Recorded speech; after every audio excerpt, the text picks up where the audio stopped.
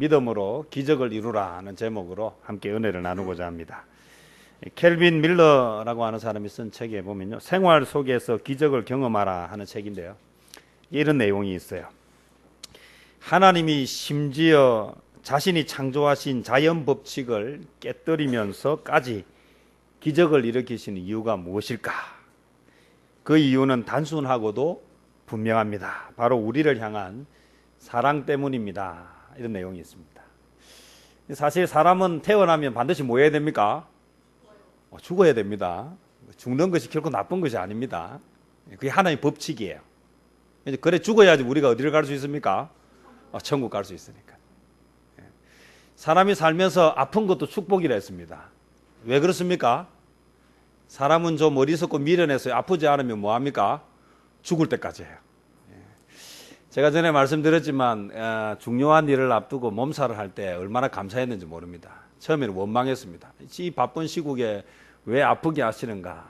사람은 어리석고 미련해서 뭐 하지 못합니까? 이게 쉬어야 될 때 쉬지를 못해요. 그래서 여러분 몸살이 딱 오면 감사하십시오. 하나님 나를 사랑하시는구나. 아직 굴러갈 때가 아니라서 강제로 쉬게 하시는구나. 짐승들은요, 몸이 아프면 금식을 하더라고요. 금식을 하면 그것 때문에 몸에 다 비우면서 그렇게 다시 새로워지고 회복된다고 그렇게 합니다. 참 생각해 보면 이 짐승들은 병원에 갈 수가 없으니까 그것도 하나의 방법이겠다라는 생각을 해봅니다.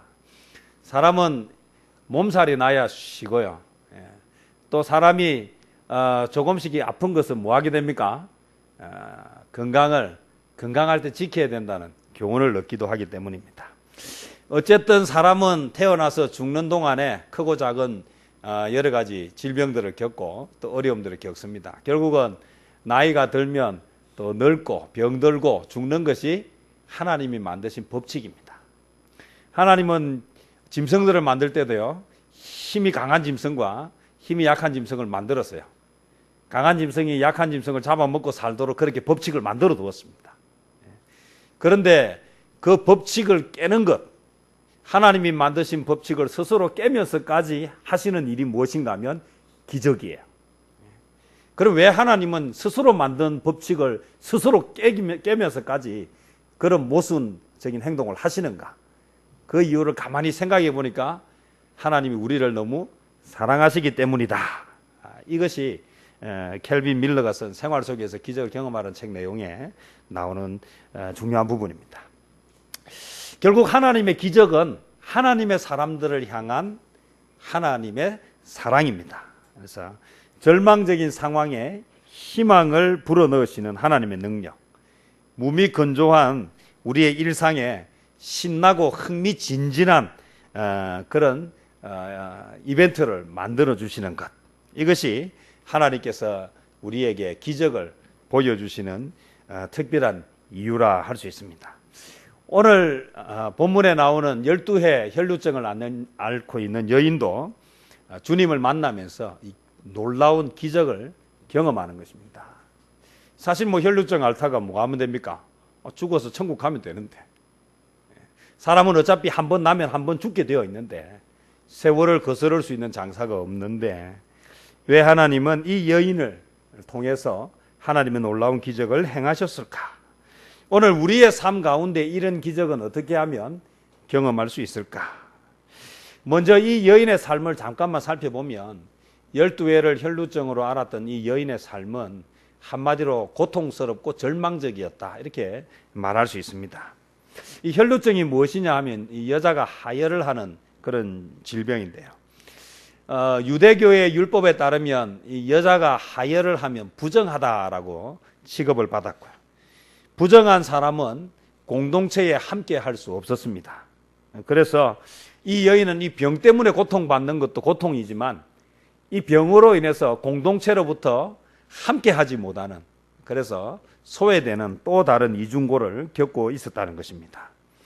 그 성경에는 피가 나는 상황이 되면 부정한데, 이 부정한 사람이 정결해져서 다시 공동체에 들어가기 위해서는 피가 멎고 나서 일주일이 지나야 그래서 공동체에 들어갈 수 있습니다. 그런데 이 혈루증이라고 하는 병은 매일 피를 쏟는 것입니다.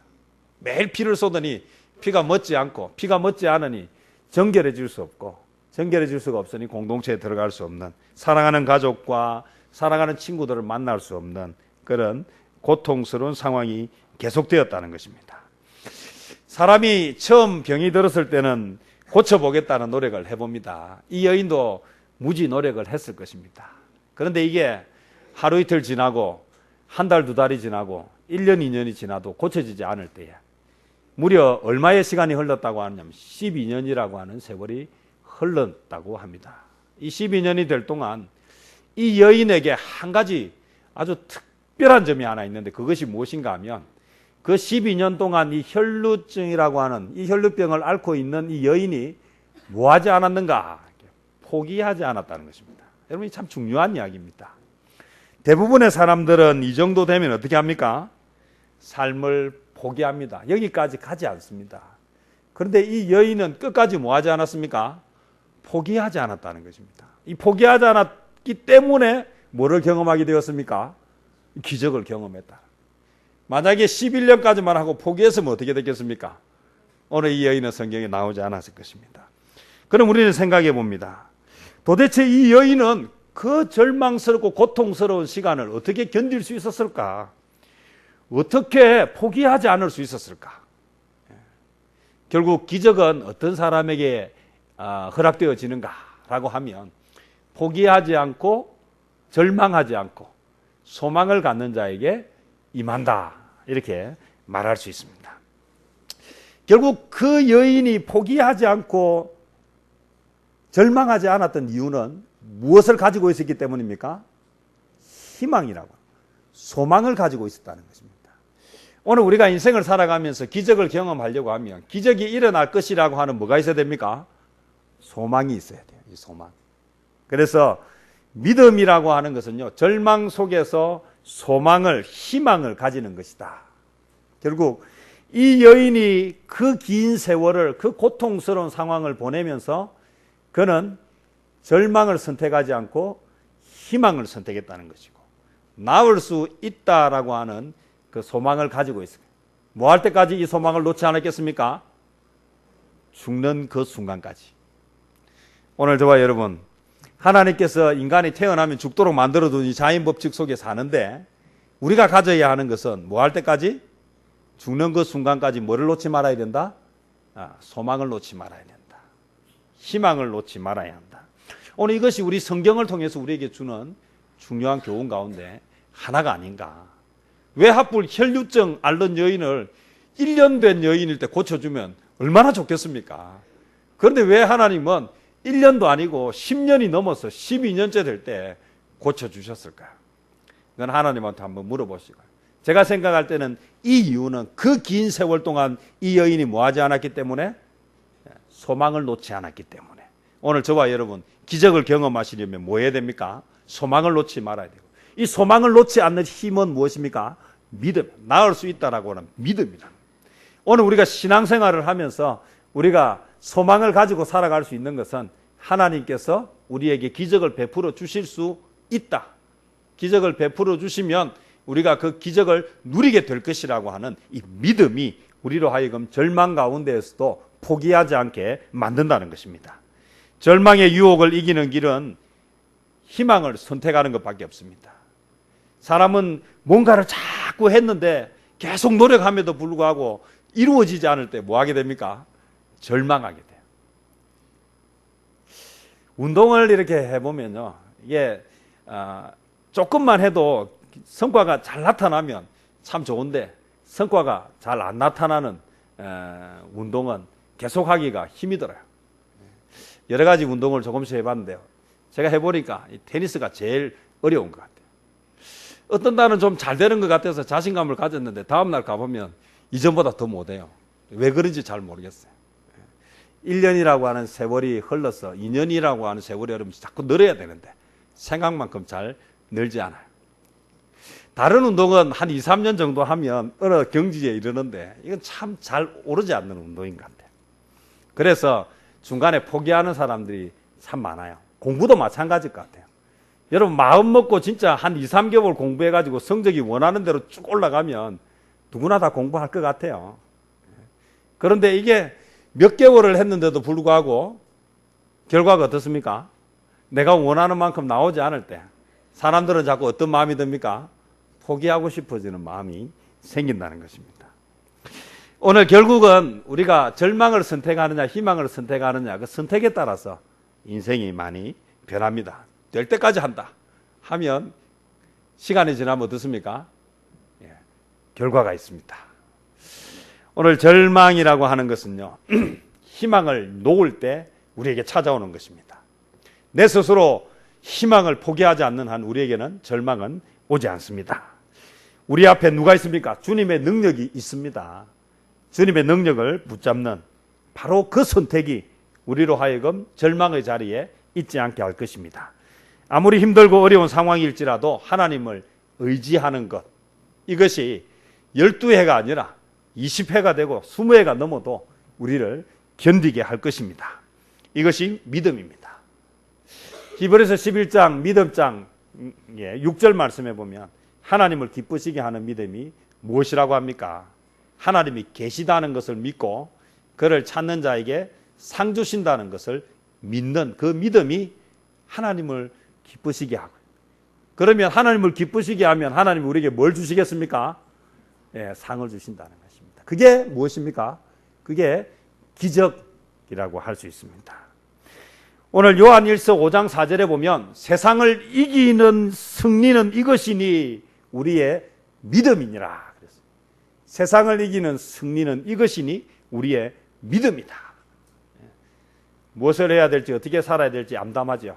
이럴 때 우리가 붙잡아야 하는 것이 무엇입니까? 하나님이 하실 것이다.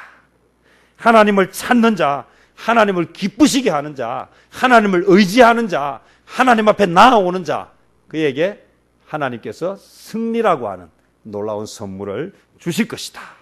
절망 가운데서 끝까지 버틸 수 있는 것, 소망을 잃지 않을 수 있는 것은 무엇 때문입니까? 믿음 때문입니다. 어떤 믿음입니까? 하나님이 도와주실 것이라고 하는 그 믿음. 이 여인의 마음속에 놀라운 믿음이 하나 생겼어요. 그게 무엇인가 하면 예수님의 옷가를 만지기만 해도 나을 것이라고 하는 믿음이 생겼어요. 이것은 옷가를 만졌기 때문에 나았다. 다시 이야기하면 예수님의 옷에 능력이 있었다라고 이야기하면 안 됩니다. 오늘 많은 사람들은 자꾸 뭘 찾습니까? 예수님이 입었던 옷, 예수님이 달리셨던 십자가, 예수님이 묻히셨던 무덤, 예수님이 마셨던 잔, 이런 것에 자꾸 뭐합니까? 집중한다는 것입니다. 오늘 우리 천주교는 다 뭐합니까? 다 그런 형상과 이미지를 자꾸 만들어요. 예수님의 옷에 능력이 있습니까? 예수님께 능력이 있습니까? 속지 마십시오. 우리 만약에 여기 예수님이 입었던 옷이 있다라고 하면 그 경매에 붙이면 값이 많이 올라갈지 모릅니다. 그런 재산을 불리는 수단은 될지 몰라도 그 자체가 능력이 있는 것은 아닙니다. 왜 그렇습니까? 만약에 예수님의 옷에 능력이 있었다면 이 여인 말고도 얼마나 많은 사람들이 예수님의 옷에 손이 닿았겠습니까? 얼마나 많은 사람들이 예수님의 옷을 만졌겠습니까? 그런데 그들에게는 뭐가 일어나지 않았습니까? 아무런 기적도 일어나지 않았습니다. 그러면 오늘 이 여인이 예수님의 옷을 만졌기 때문에 그 옷 때문에 이 병이 나았을까? 아닙니다. 예수님께서 무엇을 해주실 것이다? 이 여인에게 기적을 베풀어 주실 것이라고 하는 그 믿음. 우리 속지 말아야 하는 것은요, 오늘 이 장면이 있을 때에 이 일이 예수님이 어디를 가시다가 일어난 상황이에요. 어디를 가셨습니까? 회당장 야이로의 딸, 그 딸이 죽었다는 이야기를 듣고 회당장이 부탁하죠. 내 딸이 죽었습니다. 사람들은 죽었다라고 할 때 뭐합니까? 포기합니다. 그런데 이 회당장 야이로는 죽었다는 소식을 들었을 때도 뭐하지 않았습니까? 포기하지 않았어요. 왜 그렇습니까? 지금 눈앞에 누가 있습니까? 죽음을 능히 바꾸실 수 있는 예수님이 계셨다는 것입니다. 그래서 예수님에게 이야기했습니다. 뭐라고 이야기했습니까? 내 딸에게 가서 내 딸의 죽었다고 하는 내 딸을 만지기만 하면 뭐 할 것이다? 살아날 것이다. 그러면 예수님의 손이 닿으면 다 살아난다. 그렇지 않습니다. 예수님께서 살리실 것이라고 믿었기 때문입니다. 오늘 저와 여러분이 기억해야 되는 것은요, 오늘 옷가를 만졌기 때문이 아니에요. 그러면 이 여인은 왜 예수님에게 직접 말하지 못했을까요? 어쩌면 이 여인은 좀 수줍음을 타는 여인일 수도 있습니다. 아니면 스스로 혈루증을 앓고 있기 때문에 부정하다고 생각해서 감히 예수님에게 말하거나 예수님을 만지다가는 그가 오히려 예수님의 진노를 살지도 모른다는 그 불안함. 그럼에도 불구하고 예수님은 나의 병을 고쳐주실 것이라고 하는 그 믿음 때문에 그가 선택한 것은 무엇입니까? 예수님의 옷가를 예수님도 모르게 살짝 만지는 것이었다. 이것을 예수님은 믿음으로 평가하시고 그 믿음이 그를 구원받게 하고 그의 병도 낫게 했다라는 것입니다. 오늘 저와 여러분, 이 여인의 믿음은 그러면 어디서 나왔을까요? 이 여인은 예수님에 대해서 뭐 했다는 말입니까? 들었다는 것입니다. 예수님에 대해서 들었기 때문에 예수님을 따라갔고, 예수님을 따라가면서 무슨 일이 있었습니까? 불과 이 옷가에 손을 대야 되겠다라고 하는 이 결정을 하기 전 사건이 뭡니까? 회당장 야이로가 딸이 죽었는데도 뭐라고 이야기합니까? 예수님이 오셔서 만져만 주시면 내 딸이 살겠습니다라고 하는 기가 막힌 이야기를 하는 걸 보고 이 여자가 뭐를 냈습니까? 용기를 낸 거예요. 아니 도대체 저 사람은 어떤 믿음을 가지고 있기 때문에 딸이 죽었다라고 하는데도 불구하고 뭐 하라고요? 주님이 손을 대시기만 하면 살아날 것이라고 하는 그 엄청난 이야기를 하는 것을 듣고 그도 뭐를 냈습니까? 용기를 한번 내본 거예요. 죽은 자도 살릴 것이라고 하는 저 믿음, 저 큰 믿음을 보면서 나는 작은 믿음이라도 한번 뭐 해야 되겠다? 시도해 봐야 되겠다. 우리 장면을 잘 한번 보십시오. 언제 이 상황이 벌어지고 있는가? 이 상황은 어떤 상황입니까? 예수님께서 이야기를 하고 있습니다. 막 말씀을 가르치고 있는데 회당장 야이로가 찾아와서 뭐라고 이야기합니까? 예수님, 내 딸이 죽었습니다. 그런데 예수님이 와서 내 딸에게 만져만 주시고 내 딸에게 안수만 하셔도 내 딸 죽었던 딸이 살아나겠습니다 라고 하는 말을 딱 듣고는 예수님이 벌떡 일어나서 어떻게 했습니까? 가자. 그래 내가 네 믿음대로 내가 네 딸이 살아나는 것을 보여주겠다고 막 걸어가시는 그 모습, 바로 그 장면을 보고 지금 이 여인이 어떤 용기를 냈습니까? 예수님께로 가서 살짝 옷가에, 죽은 자도 살리는 예수님이 12회 하는 혈루증점이야. 자, 여기서 제가 말씀드리고 싶은 것은 이 여인의 믿음이 어디서 왔느냐는 것입니다. 어디서 왔습니까? 말씀을 듣는 데서 왔습니다. 여러분 제가 꼭 부탁드립니다. 여러분 말씀을 듣는 일에 힘을 좀 내십시오. 말씀을 듣는 횟수를 늘리십시오. 예배에 참석하는 시간을 좀 늘리십시오. 매일매일 말씀을 먹는 시간을 좀 늘리십시오. 말씀이 여러분의 믿음을 자라게 할 것입니다. 믿음은 차곡차곡 쌓여가는 것입니다. 믿음은 컸다가 작아지기도 합니다. 예수님의 제자들이요, 기도하고 믿음으로 막 할 때는 병자를 막 고쳤습니다. 그런데 똑같은 일을 또 했는데 일어나지 않았습니다. 왜 그렇습니까? 기도하지 않고 말씀이 없으니까. 그래서 뭐 기도 외에는 이런 유가 나갈 수 없느니라. 어떤 기도를 드려야 되냐? 말씀을 붙잡고 하는 그 기도. 오늘 이 여인이 12의 혈루증을 앓으면서 어떻게 할 수가 없어서 그러는 중에 예수님은 모든 병을 고친다는 이야기를 들었고 정말 그 예수님이 그런가 싶어서 뭐 했습니까? 따라가면서 예수님을 살피고 예수님이 앉아서 말씀을 전하실 때에 잘 듣고 있었는데 그래도 내가 이 예수님한테 내 병을 고쳐달라고 말할까 말까 이렇게 막 주저주저 고민하고 있는데 한 사람이 뭐라고 이야기합니까? 내 딸이 죽었는데 예수님이 와서 만져주시면 살겠습니다라고 하는, 이야, 죽었는데 죽은 자도 살린 그 말씀을 듣고 벌떡 일어나서 그 여인의 그 딸을 살리기 위해서 가는 그 예수님을 보면서, 이야, 죽은 자도 살리는 예수님, 내 12의 혈루증 정도는 그냥 고치겠구나.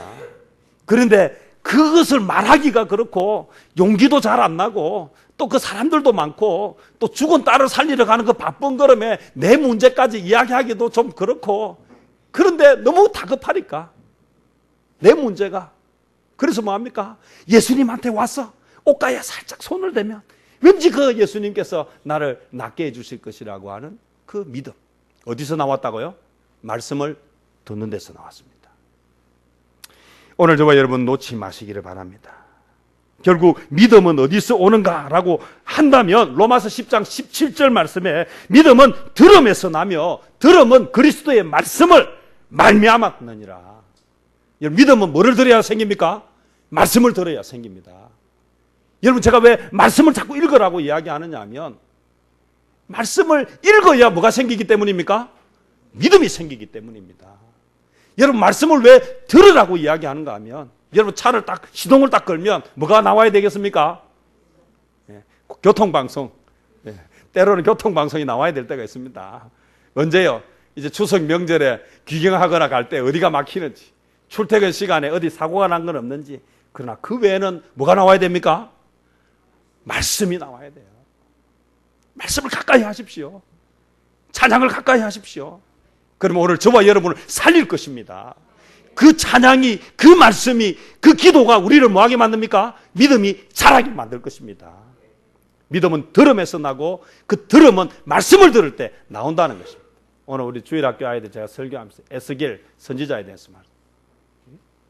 하나님께서 두루마리를 먹어라 그랬어요. 두루마리를 먹었더니 달고, 너무너무 달고 맛이 있었다. 여러분, 말씀을 읽으면 우리의 상황을 바꿀 것입니다. 여러분, 찬송도요, 가사를 생각하면서 5번, 10번, 20번 한번 불러보십시오. 처음 부를 때는 모르는데요, 이게 5번 부르고 10번 부르고 20번 부르면요, 가슴에 성령님이 역사하면서 눈물이 나면서 가슴이 뜨거워집니다. 말씀도요, 자꾸 읽어보십시오. 달고 오묘한 그 말씀, 말씀이 오늘 저와 여러분을 살릴 것입니다. 오늘 저와 여러분이 이 말씀을 들었기 때문에 믿음으로 기적을 이루는 그런 소망이 생기는 것입니다. 나도 할 수 있겠구나. 그래, 포기하지 말자. 뭐 할 때까지요? 죽을 때까지. 그 소망을 가지고 살아가는 것입니다. 우리의 눈에 보이지 않아도 주님과 동행하는 삶을 살 때 그곳에 뭐가 생깁니까? 믿음이 생깁니다. 그래서요, 주님의 말씀을 묵상하고 말씀을 경험하는 가운데 차곡차곡 뭐가 쌓입니까? 믿음이 쌓여갑니다. 큰 믿음이 되는 것입니다. 장성한 분량에 자라시기를 축복합니다. 어린아이처럼 젖을 먹는 단계에서 빨리 단단한 식물을 먹는 자리에 좀 나아갑시다. 제가 어떤 때는 마음이 급해가지고요, 믿음이 좀 더 자랐으면 좋겠다 싶어가지고요, 때로는 좀 세게 푸시할 때가 있어요. 그러면 말을 하다 보면 좀 강하게 하다 보면 사람이 뭐 할 때가 있습니까? 그 말하는 어투라든지 태도라든지 이게 급한 마음이에요. 좀 빨리 가자 하고 그런 마음에 상처 입지 마. 빨리 갑시다. 우리 좀 빨리 갑시다. 좀 불같이 한번 갑시다. 저는요, 기도할 때 진짜 죽을 힘을 다해서 목숨 걸고 한번 그런 기도하고, 좀 우리 찬양 하나를 해도 좀 제대로 된 찬양을 하고, 세상에 나가서 제대로 좀 빛과 소금의 역할을 감당하고, 교회 안에서는 예수 믿는 사람인데 교회 밖에 나가면 도대체 예수 믿는 사람인지 구분이 안 되는 삶 말고, 오늘 우리가 세상에 나갔을 때에 예수 믿는 사람이 다르다는 평가를 받을 수 있도록 구별되고 정결한 삶을 좀 살으시는 저와 여러분 되기를 바랍니다. 믿음은 들음에서 납니다. 이 여인이 놀라운 일을 했습니다. 그런데 중요한 건요, 그것을 딱 만지고 났을 때에 오늘 저와 여러분 그 태도, 그 믿음이 그 여인의 인생을 바꾸어 놓았는데, 오늘 믿음을 갖는 데는 방해하는 요소들이 있습니다. 여러분, 믿음의 삶을 사는 데는 방해하는 요소가 있어요. 그게 뭔 줄 아십니까? 불신의 말입니다. 불신하는 말.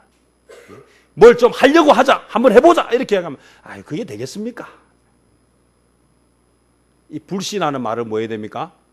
이 불신하는 말을 막아야 돼요. 그때 우리가 해야 되는, 입을 좀 다물어야 돼요. 불신의 말은 뭐 해야 됩니까? 다물어야 돼요. 성경 누가복음 1장에 보면요, 천사 가브리엘이 착 와서 사가랴에게 놀라운 이야기를 합니다. 어떤 놀라운 이야기를 하느냐면, 파파 할머니가 있는데 그 할아버지한테 이야기합니다. 이야, 너에게 누구를 주겠다? 너뚱이를 주겠다. 근데 어떤 너뚱이? 세례 요한을 보내주겠다. 메시아가 오는 것을 전하는 여인이 낳은 자 중에 최고의 영광스러운 그 아들을 주겠다라고 했는데, 사가랴가 뭐라고 반응하느냐고 아십니까, 여러분? 내가 이것을 어떻게 알리요? 내가 늙고 아내도 나이가 많아서 이미 뭐하지 못하긴, 이미 아이를 가질 수 없는데 어떻게 그런 일이 있겠습니까? 뭐 했습니까? 불신했어요. 오늘 나이가 많은 여자가 아이를 놓을 수 없는 것은 자연의 법칙입니다. 그건 자연의 법칙이에요. 그러나 이 법칙을 누가 만들었습니까? 하나님이 만드셨습니다. 만든 사람은 법칙을 바꿀 수 있습니까? 없습니까? 바꿀 수 있습니다. 이미 아브라함 때에 이미 보여주지 않았습니까? 하나님이 하시고자 하면 이 세상의 법칙은 그건 하나님에게 뭐가 되지 않습니까? 문제가 되지 않습니다. 하나님이 만드신 법칙인데요. 하나님이 예외를 두시겠다 하는데 기적은 예외를 두시는 것입니다. 지금 이 이야기를 누가 했습니까? 하나님이 하셨습니다. 하나님이 가브리엘을 통해서 주신 말씀입니다. 주님, 사람은 할 수 없지만 하나님은 하실 수 있습니다. 감사합니다. 나에게 이런 기적을 볼 수 있는 이 흥분된 일을 허락하셔서 감사합니다 라고 말하지 않고, 어떻게 그게 가능하겠습니까? 나도 늙고 마누라도 늙었는데 라고 하는 그 말 때문에, 하나님의 일을 하는데 이 불신의 말 때문에 일을 거르치게 생겼어요. 그래서 천사 가브리엘을 통해서 다시 하신 말이 뭡니까? 이 일이 이룰 때까지 네가 뭐가 되리라? 벙어리가 되리라. 벙어리가 되는 것은 저주가 아니라 뭡니까? 축복입니다. 뭐를 막아버렸습니까? 하나님의 기적을 행하는데 불신의 말을 막아버린 것입니다. 좋으신 하나님입니다. 오늘 저와 여러분, 역사가 이루어질 때 입을 다물어야 돼요. 어떤 입을 다물어야 됩니까? 불신의 말을 다물어야 돼요.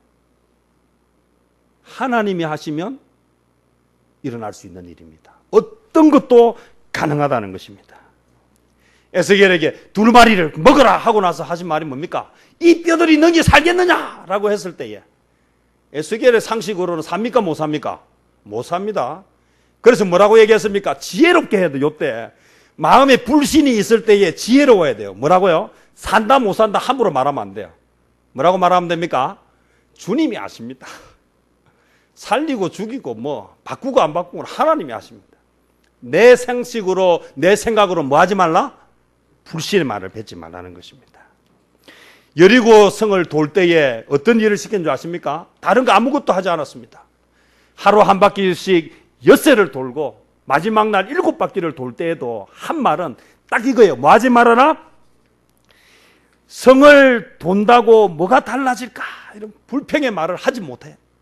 그래서 뭐 하지 못하겠냐면 입을 다물어라 그랬어요. 입을 다물어야 돼요. 오늘 우리가 어떤 일들을 할 때요, 제일 중요한 것은요, 그 말 때문에 문제가 자꾸 생긴다. 그래서 외치지 말아라. 외치지 말아라. 또 뭐 하지 말라고 이야기합니까?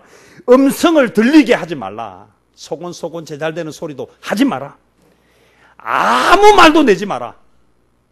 찍소리도 하지 마라. 그리고 뭐만 해라? 성만 돌아라. 말이라는 건 하다 보면 뭐 하게 돼 있습니까? 실수하게 돼 있어요. 그래서 여리고 성을 돌 때 다른 건 하지 않고 뭐만 했습니까? 외치지 말고 아무 소리도 내지 말고 입을 딱 다물고 시키는 대로 뭐하라? 성을 돌아라. 사가랴가 불신의 말을 딱 하는 순간에 뭐 했습니까? 그 입을 다물어라. 그래가지고 뭐 하겠습니까? 아예 벙어리를 만들어 버렸어요. 뭐 하지 못하게요? 불신의 말을 하지 못하도록. 오늘 사람들이 그랬을 거예요. 아니 이 큰 성 도는데 말이야. 지금 우리가 아무것도 없이 성만 돌면 어떻게 하느냐. 하루 돌고 이틀 돌고 3일 돌 때는 우리가 이거 미친 거 아니냐. 그런다고 뭐가 달라질까? 그 입을 여는 그 순간에 하나님의 기적을 놓쳐버리기 때문에. 민수기 14장에 나오는 내용 아닙니까? 가나안을 정탐시키고 나서 돌아왔을 때에 들었던 이야기들을 합니다. 그들이 모세와 아론을 향해서 원망했던 말이 무엇입니까? 우리가 애굽에서 죽었으면 좋았을 텐데, 광야에서 죽었으면 좋았을 텐데 왜 저기까지 가서 적들의 칼에 죽게 만드느냐? 오늘 우리 안에 불평과 불만의 말이 무엇을 막아버립니까? 기적을 하나님의 기적을 막아버린다는 거죠. 그 말 때문에 약속의 땅에 들어가는 것이 몇 년이 늦어집니까? 40년이 늦어진 사실을 기억하시기 바랍니다. 자, 그러면 결론적으로 이야기하면 그렇습니다. 그럼 우리가 무슨 말을 해야 할 것인가? 어떤 말을 해야 할 것인가? 우리가 시작할 때 예배 건강하시기 바랍니다. 행복하시기 바랍니다. 하나님께서 축복하시기 바랍니다. 오늘 예배 참 잘하셨습니다. 오늘 이 말이 우리의 인생의 축복으로 시작할 것입니다. 우리 삶에서 기적을 이루기 위해서 우리가 해야 하는 말이 있다면 시인하는 말입니다. 시인이라고 하는 게 얼마나 중요한지 모릅니다. 로마서 10장 10절에 보면 사람이 마음으로 믿어 의에 이르고 입으로 시인하여 구원에 이른다 했습니다. 입으로 시인해야 합니다. 마음으로는요 주기 싫어요. 마음으로는 주기 싫어요. 그런데 자꾸 와서 귀찮게 굴어요. 달라고. 근데 순간 너무 귀찮아가지고 나도 모르게 뭐라고 얘기했습니까? 아 그래 줄게 라고 말하는 그 순간 어떻게 됩니까? 줘야 되는 거예요. 이 말이 이렇게 무서운 거예요. 죽어도 죽기 싫어요. 차라리 남을 줬으면 줬지. 차라리 뭐 했으면 버렸으면 버렸지. 저걸 주기 싫어요. 마음은 꿀떡 같은데 100번 물어도 100번 물어도 100번 그 마음인데 그냥 뭐를 하고 말았습니까? 나도 모르는 사이에 아이 그래 알았다 줄게 라고 말하고 나서 다시 주워 담을 수 있습니까? 없습니까? 그때부터는요 어떻게 바뀝니까? 이제는 도와달라는 말이 아니고요 이제는 빚쟁이 독촉하는 바뀝니다. 준다 했잖아 이 집에 바뀝니다. 자, 마음보다 뭐가 중요합니까? 말이 중요하다. 꼭 기억합시다. 그래서 말을 잘해야 합니다. 어떤 말을 해야 합니까? 마음으로는 불가능한 것 같아요. 있을 수 없는 일인 것 같아요. 그런데 하나님이 하시면 할 수 있다라고 하니까 믿어지지는 않는데 그럼에도 불구하고 말은 뭐 어떻게 해야 됩니까? 말은 생각대로 하는 것이 아니라 말씀대로 하는 것입니다. 이게 뭐 하는 말입니까? 시인하는 말입니다. 말은 우리의 인생을 바꿀 것입니다. 어떤 말을 많이 해야 되느냐 하면 아멘을 많이 해야 돼요. 하나님의 말씀이라고 할 때 아멘을 해야 돼요. 너무 아멘을 많이 하는 건 좀 그렇습니다. 해가 떴습니다. 아멘. 오늘 저녁에 여러분 잘 겁니까? 아멘. 너무 정신없이 아멘 하는 거 말고요. 말씀이 딱 나올 때 뭐 해야 됩니까? 아멘 해야 돼요. 지금은 천국 가셨는데요. 황수관 박사님 아멘약. 제가 그때는 목회를 하기 전입니다. 제가 필리핀에 있다가 한국 들어왔을 때. 그 밤에 제가 황수관 박사님 아멘약 테이프 듣다가요. 처음에는 웃다가요. 밤새도록 그 4개 테이프를 들으면서 얼마나 많이 울었는지 모릅니다. 하나님의 말씀에 아멘하는 것은 기적을 이룹니다. 하나님의 말씀에. 다른 것에 아멘하지 마시고 하나님의 말씀에 아멘하는 저와 여러분 되시기를 축복합니다. 우리가 해야 할 말은 어떤 말입니까? 하나님의 말씀이면 아멘하는 것. 내 마음이 아니어도 뭐를 해야 됩니까? 아멘하는 것입니다. 사가랴가 믿을 수 없어요. 나도 늙고 마누라도 늙었는데 있을 수 없는 일이지만 누가 말씀하셨기 때문에 하나님이 말씀하셨기 때문에 그가 할 말은 뭡니까? 아멘. 불가능을 가능케 하시는 하나님 감사합니다. 고백하는 말. 히브리서 6장 14절 말씀 제가 참 좋아합니다. 내가 반드시 너에게 복주고 복주며 너를 번성하게 하고 번성하게 하리라. 반드시 너에게 복주고 복주며 너를 번성하게 하고 번성하게 하리라. 아멘. 이런 말씀이 나올 때는 뭐 해야 됩니까? 아멘. 이게 시인하는 것이고 이 시인은 우리에게 역사로 나타날 것입니다. 권세 있는 말로 명령을 해야 합니다. 영접하는 자, 곧 그 이름을 믿는 자들에게는 하나님의 자녀가 되는 권세를 주셨습니다. 우리는 하나님의 자녀입니다. 자녀는 당당해야 됩니다. 제가 이야기하지 않습니까? 자녀는요, 용돈 준다고 약속한 그때부터요, 전부 부모가 뭐가 됩니까? 빚쟁이가 되지 않습니까? 놀랍지 않습니까? 왜 그런 권세가 주어졌습니까?